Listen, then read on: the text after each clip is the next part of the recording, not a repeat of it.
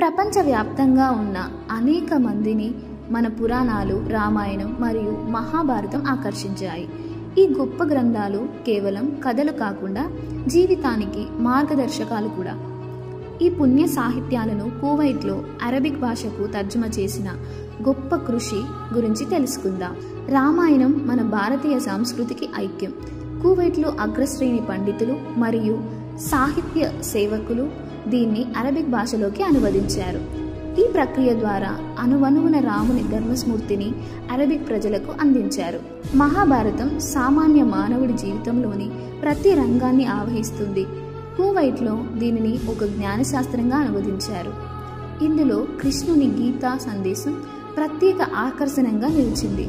ఇదొక్కటే కాదు, ఈ గ్రంథం కువైట్ ప్రజలకు ఒక మానసిక శాంతి సదనమై నిలిచింది. తర్జుమా చేయడం ద్వారా కేవలం భారతీయ ఆధ్యాత్మికతను వెలుగులోకి తీసుకురావడమే కాదు, ధర్మం, సత్యం, మర్యాద మరియు జీవితపు అర్థాన్ని కువైట్ ప్రజలకి వివరించడమే లక్ష్యం.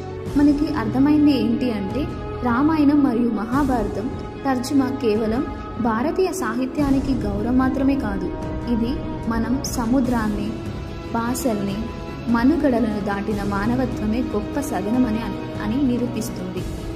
రాముడు మరియు కృష్ణుడు మన హృదయాల్లో ఉండగా వారి సూత్రాలు మాత్రం ప్రపంచం నలుమూలలా పాకుతున్నాయి.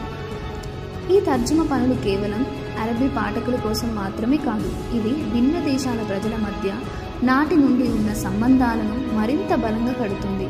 సంస్కృతం నుంచి అరబిక్కి మారిన ఈ గ్రంథాలు భారతదేశం మరియు మధ్యప్రాచ్యం మధ్య సాంస్కృతిక సంబంధాలను గురించి చూపుతాయి.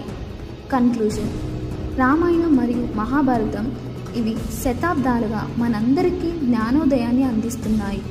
కువైట్ వంటి దేశాల్లో వీటి ప్రాధాన్యతను ప్రతిష్ఠించడం భారతీయ సాంస్కృతిక స్ఫూర్తికి ఉన్న విలువకు నిదర్శనం. భారతీయ చింతన గ్లోబల్ గమ్యంగా మారడం నేటి అవసరం. ఇప్పటి వరకు చూడడమే కాకుండా మనకి సాంప్రదాయాలు నిలుపుదల చేయాలని మనందరి కర్తవ్యం.